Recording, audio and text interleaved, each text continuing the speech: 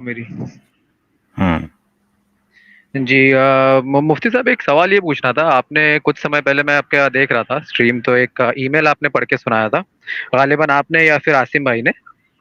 تو اس میں بتایا گیا کہ ایک مومن بھائی کہہ رہے, ایک نان مسلم شخص کہہ رہا تھا کہ سوشل میڈیا پہ جو اتنا ہیٹ پھیلایا جا رہا ہے اس کی وجہ سے وہ مسلمانوں سے ہیٹ کرنا شروع کر دیا تھا, اور بعد میں اس کا ذہن سدھر گیا.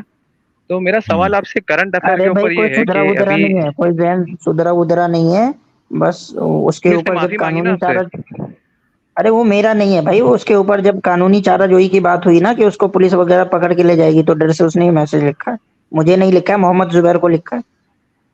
اچھا اچھا ٹھیک ہے ٹھیک ہے. تو میرا سوال اس کے اوپر یہ ہے کہ جیسے ہم نے کہا کہ سوشل میڈیا پہ اتنا ہیٹ پھیلایا جا رہا ہے مسلمانوں کے اگینسٹ میں, لیکن اب یہ کرنٹ افیئر یہ آیا ہے سامنے کہ ایک آل انڈیا امام چیف کے ہیڈ ہیں جو رام مندر پرتشٹھا میں شامل ہوئے تھے, ان کے اوپر علماء نے کفر کا فتویٰ لگایا ہے. تو اس کو آپ لوگ کس طرح دیکھتے ہیں؟ کیا یہ ایک ہیٹ پیدا کرنے کی بات نہیں ہے؟ یہ مطلب کیا صرف یہ اور دوسرے لوگ ہی ہمارے پہ الزام لگا رہے ہیں؟ کیا ہمارے اندر بھی کوئی کمیاں ہیں جس کی وجہ سے لوگ ہم پر اسماعیل یہ بھائی, الزام لگا رہے ہیں؟ مجھے یہ مجھے اس کے کرنٹ بارے میں نہیں افیئر ہے. پتا, مجھے اس کے بارے میں نہیں پتا, لیکن میں آپ سے بات پوچھنا چاہوں گا کہ انہوں نے کوئی کفریہ کام کیا ہے؟ وہ رام مندر کی پرتشٹھا میں شامل ہوئے تھے, نہیں پران مطلب پرتشٹھا جنہوں میں. نے آل کچھ انڈیا کفر امام کے کا فتویٰ چیف ہے لگایا یہ. ہوگا تو بھائی انہوں نے بتایا بھی ہوگا نا کس وجہ سے کفر کا فتویٰ لگا رہے ہیں. 3 چیزیں میں بتا دیتا ہوں, 3 ہاں چیزیں انہوں کیونکہ نے بیان یہ کی, آپ خود بتا دیں. کیونکہ کیا جی جی چیزیں بولیں بتائیے. اسماعیل بھائی, کنہوں نے لگایا ہمیں پتہ نہیں ہے, کس نے لگایا ان پہ کفر کا فتویٰ اور کیوں لگایا؟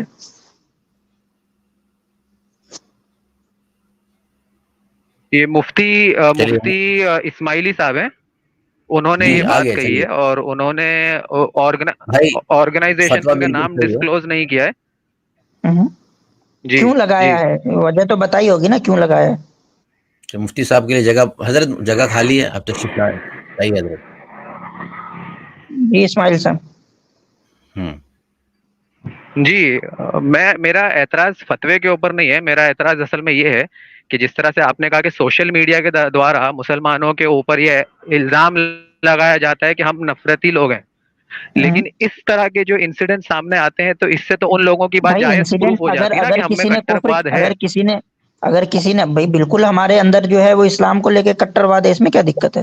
تو آپ کیا سمجھ السلام رہے ہیں کہ علیکم ہمارے اندر ورحمۃ جو اللہ. اسلام کو لے کے کٹر واد نہیں ہے؟ تو پھر وعلیکم السلام سوشل علیکم. میڈیا پہ جو السلام. ہیٹ پھیلایا جاتا ہے پھر تو درست ہوا نا.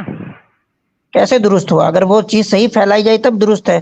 ہمارے اندر اس بات کو لے کے کٹر واد ہے کہ بھائی ہم اسلام کو نہیں چھوڑیں گے, تو آپ یہ بولیں کہ مسلمان اسلام کو نہیں چھوڑتے ہیں, اپنے اسلام کو فالو کرنے میں کٹر ہوتے ہیں, تو یہ بولیں آپ, یہ تو نہیں بولتے آپ ہیٹ کے نام پہ کیا پھیلاتے ہیں کہ مسلمان جو ہے وہ سر تن سے جدا کرتے ہیں. کٹر واد کا مطلب یہ ہوتا ہے کہ سر تن سے جدا کرنا ہوتا ہے. مطلب آپ ڈیفرینشیٹ نہیں کر پا رہے ہیں. کٹر ہونا یعنی اسلام کو فالو کرنے میں کٹر ہونا, اور لوگوں کو ستانا یہ سمجھ رہے ہیں کٹر واد کا مطلب یہ ہوتا ہے کہ لوگوں کو تکلیف پہنچائی جائے, یہ ہوتا ہے مطلب. اس کو آپ کٹر واد کہتے ہیں. یہ مسلمان ہے کہ ہندو؟ بھائی جی جی مفتی السلام صاحب سے علیکم. بات کریں. میں مومن ہوں. جی مفتی صاحب السلام علیکم. السلام. آپ مومن ہیں؟ جی جی آپ مفتی مومن ہیں صاحب. میرے بھائی؟ اچھا, تو اگر کسی کو کافر کہا جائے تو یہ ہیٹ پھیلانا ہوا.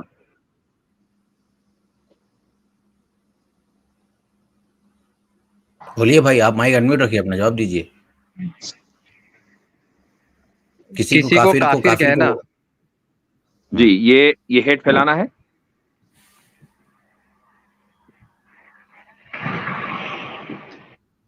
کسی کافر کو کافر کہنا ہے, ہیٹ پھیلانا ہے؟ بالکل. ابھی جس طرح کا ماحول ہاں چل رہا تو ہے, ٹھیک ہے, تو اور جس اس ماحول کو طریقے چھوڑ کے دیجیے اوپر جو کسی چل کو رہا ہے, کافر کہنا, کسی امام کو, جو ایک تو یہ ایک سچویشن کی بات کر رہا ہوں میں, ایک جنرل کیٹیگری کی بات. کافرون جو ہے وہ ہیٹ پھیلائی اس جی صورت نے. یہ صورت کو آپ کیا کہیں گے, قرآن میں ہونی چاہیے یا نہیں؟ آپ تو مومن ہیں.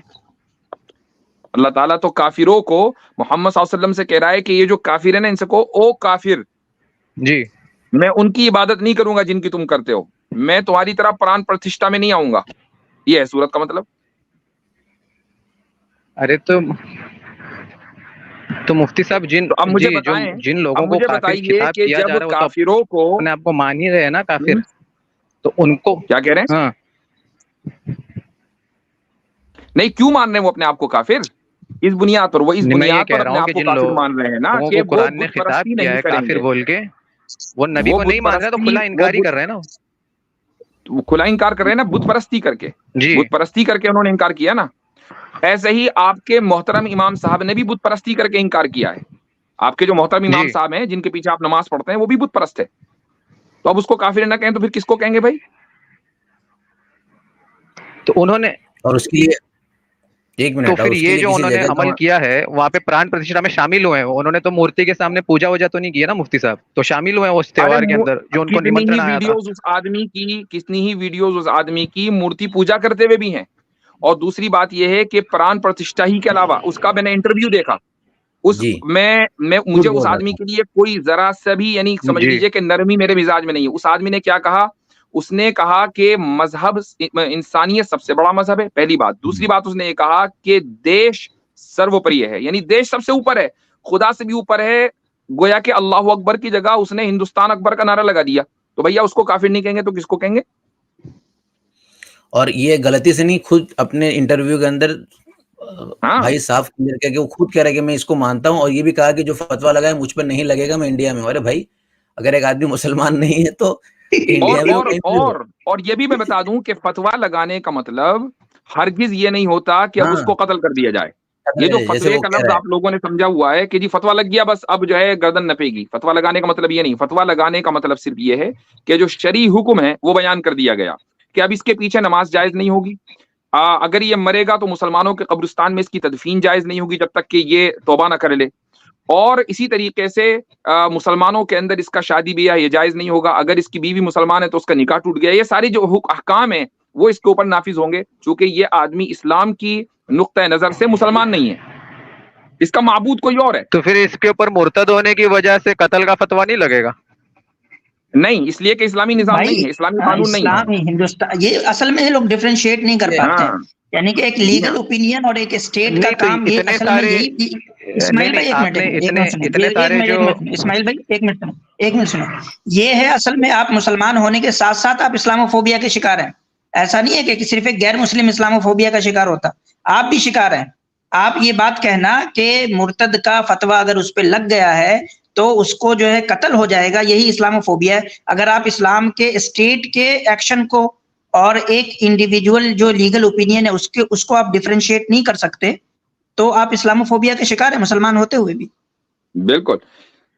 تو اچھا، اور تو دوسرے پھر یہ آپ بھی گائیڈ پوچھنا کیجیے نا چاہیے اس کو، میں اسماعیل مطلب صاحب، کیسے وہ یہ سمجھوں. جی بتائیے کہ خود آپ کے نزدیک پران پرتشٹھا، یعنی آپ کو کیا لگتا ہے کہ بالکل ٹھیک ہوا کام؟ رام جی کی جو روح ہے وہ اس بت میں آ گئی اس دن؟